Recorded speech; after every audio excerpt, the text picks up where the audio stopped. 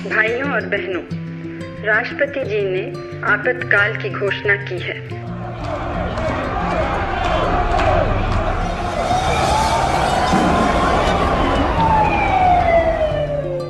पच्चीस जून 1975 को भारत में एक काले दिन की, जिसे संविधान हत्या दिवस, जो विपक्ष लगातार कहता है कि इस दिन संविधान की हत्या दिवस के रूप में मनाया जाता है, वह दिन था 25 जून। तो चलिए शुरुआत करते हैं क्या क्या हुआ था। विपक्ष लगातार दावा करता है कि इसी ही दिन को 25 जून को संविधान हत्या दिवस के रूप में मनाया जाना चाहिए।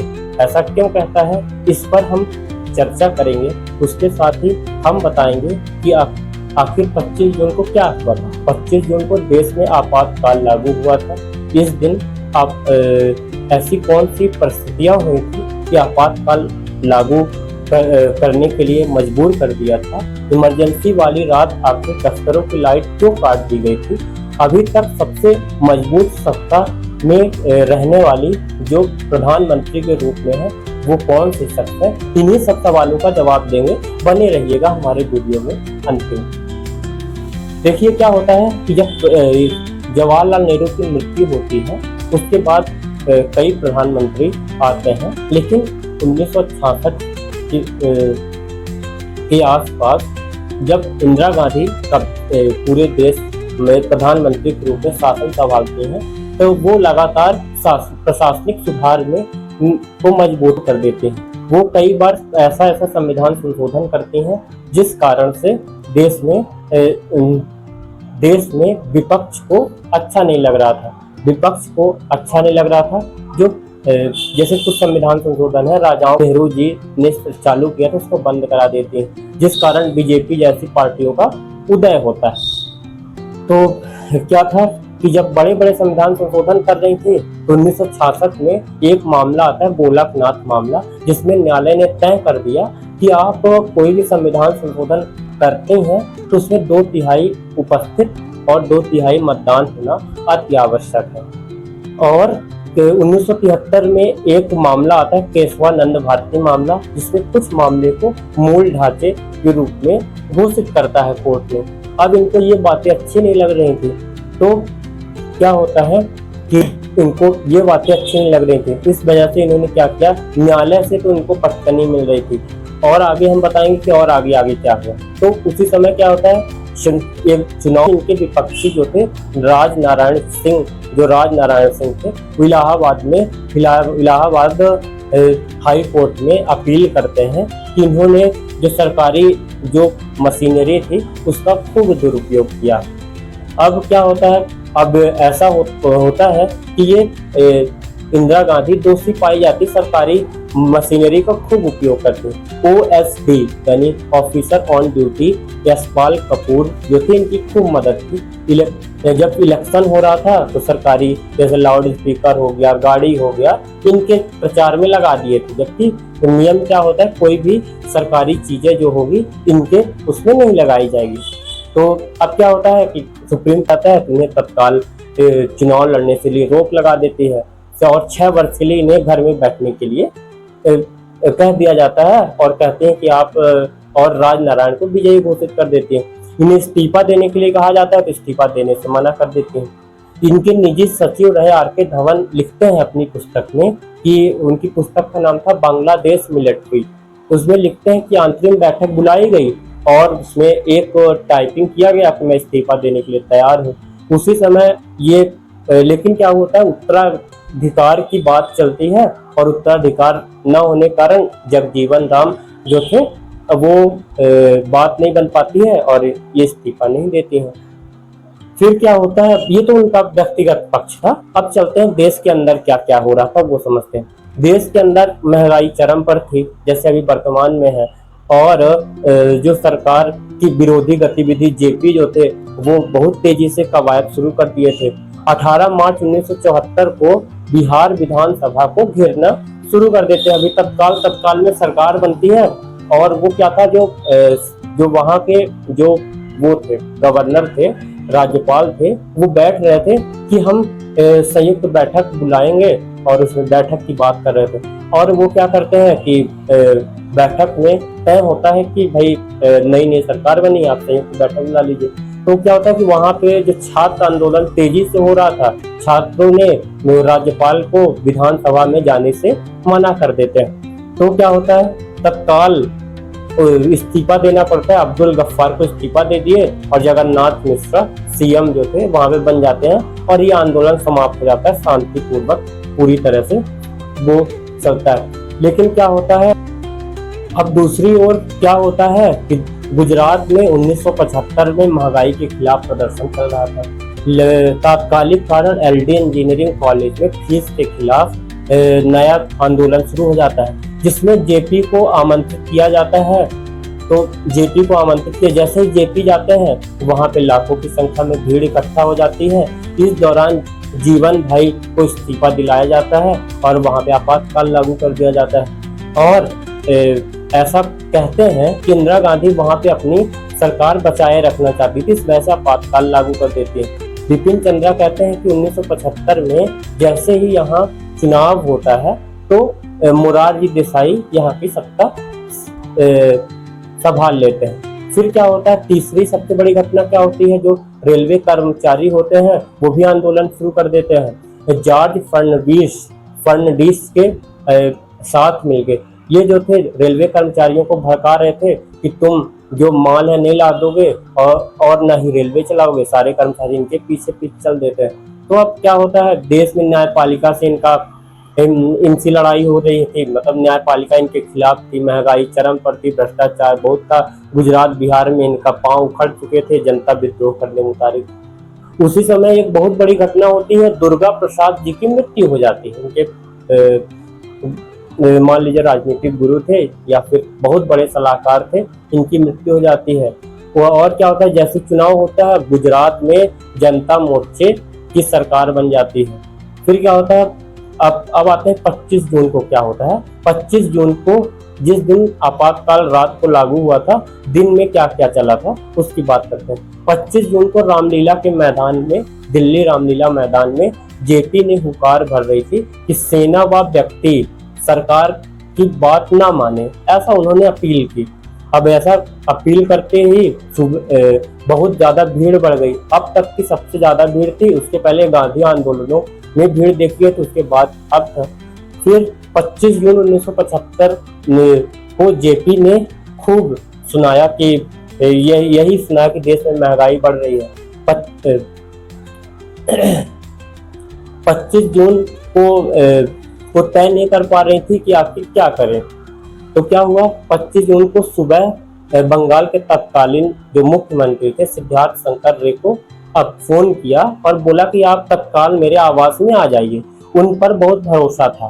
वो अपने कानून मंत्री जो थे HR गोखले को भी साइड करते हैं और उन्हें बुलाते हैं।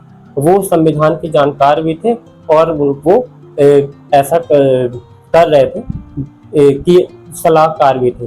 प्रणब मुखर्जी अपनी पुस्तक में लिखते हैं, द ड्रामेटिक डेक्कन में देश मुसीबत में है, विपक्षी अपनी मांग नहीं मांग रहा है और तेजी से आंदोलन करने में उतारू हो रहा है, जिसमें कोई ना कोई सख्त जरूरत है कि आप कोई ना कोई बड़ा कदम उठाइए, ऐसा जेपी लिखते हैं। जेपी की योजना थी कि ये जो आंदोलन है हम पूरे देश में फैलाएंगे और कांग्रेस की सरकार को पूरी तरह ध्वस्त करेंगे।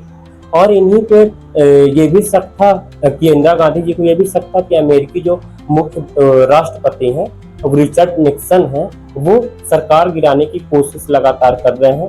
और कैथरीन अपनी किताब Indira the life of Indira Nehru Gandhi में जिक्र करती हैं कि जेपी पर आरोप लगा रही हैं कि अमेरिकी खुफिया एजेंसी जो CIA है ये फाइनेंस कर रही है। किसको फाइनेंस कर रही है? इनको फाइनेंस कर रही है, जेपी को। तो जेपी जो है उस समय पे एक ऐसा शख्स है जो इंदिरा गांधी के खिलाफ है। और ये जो ऐसा शक है, ये कोई बेवजह इंदिरा गांधी नहीं कह रही हैं कि ये कोई वो है, ये बिल्कुल सत्य है। क्यों ऐसा कह रही हैं? 1971 में भारत पाकिस्तान की युद्ध हो रहा था। उस समय में देश में आपातकाल लागू ही था।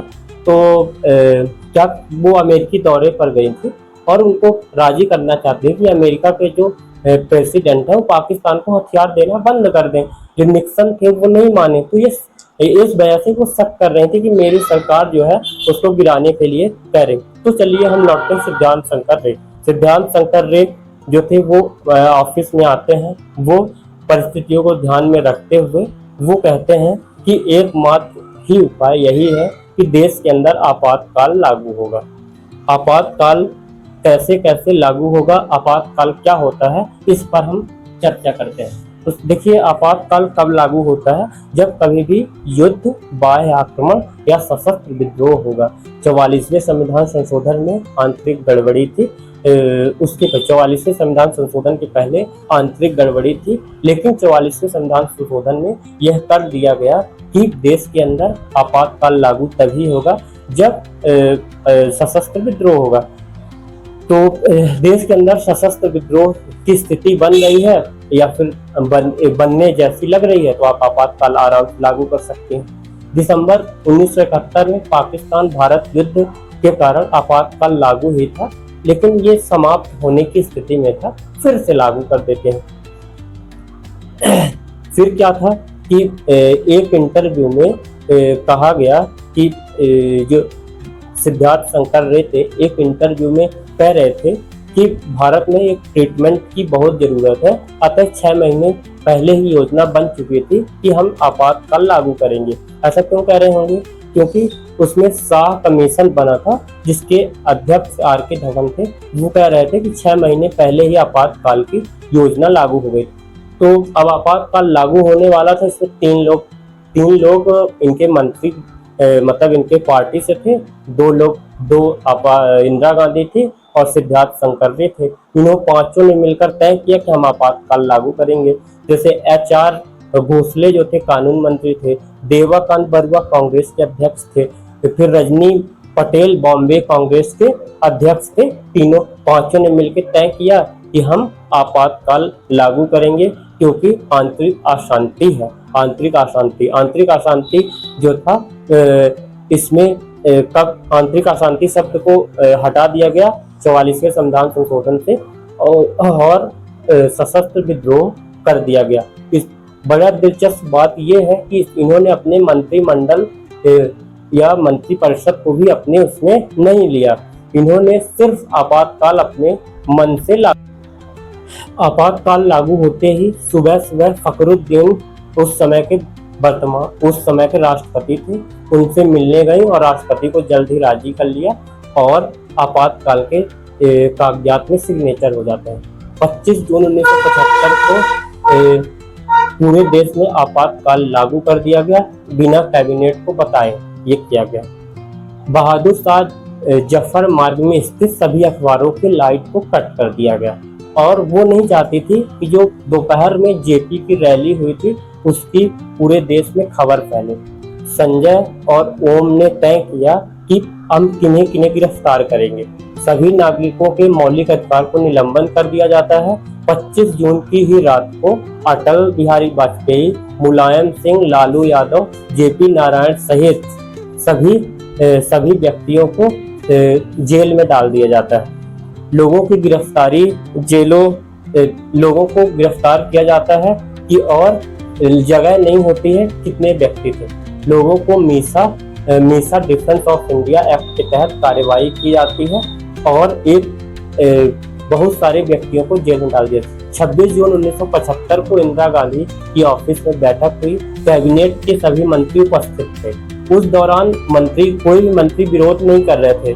क्यों विरोध नहीं कर रहे थे? क्योंकि उन्हें पता था कि अटल, लालू, मुलायम और जेपी यादव, जेपी नारायण जैसे नेताओं का जो हाल हुआ है वही हाल में हमारा भी हो सकता है। सभी विपक्षी जेल जा चुके थे और ऑफिस में सन्नाटा छाया हुआ था। पूरी मीटिंग मात्र 30 मिनट में समाप्त हो जाती है और आपातकाल लागू हो जाता है। 18 जून 1977 को राष्ट्रपति लोकसभा को भंग कर देते हैं और सरकार ने मार्च में चुनाव कराने को ऐलान कर देते हैं। सभी राजनीतिक बंदियों को रिहा कर दिया जाता है। 23 मार्च 1977 को 6वीं लोकसभा चुनाव संपन्न होता है और जनता पार्टी की सरकार बनती है। अब पहली बार ऐसा होता है कि गैर कांग्रेसी सरकार बनती है। संसद में कांग्रेस की 350 सीटों से 153 में सिमट जाती है और जैसा कि मैंने पहले बताया कि गैर कांग्रेसी सरकार बनती है। इंदिरा गांधी और संजय गांधी की हार होती है और ये काला दिन समाप्त हो जाता है। वीडियो आपको कैसा लगा कमेंट सेक्शन में जरूर बताइएगा। जो भी गलती हुई होंगी कमेंट में जरूर लिखिएगा।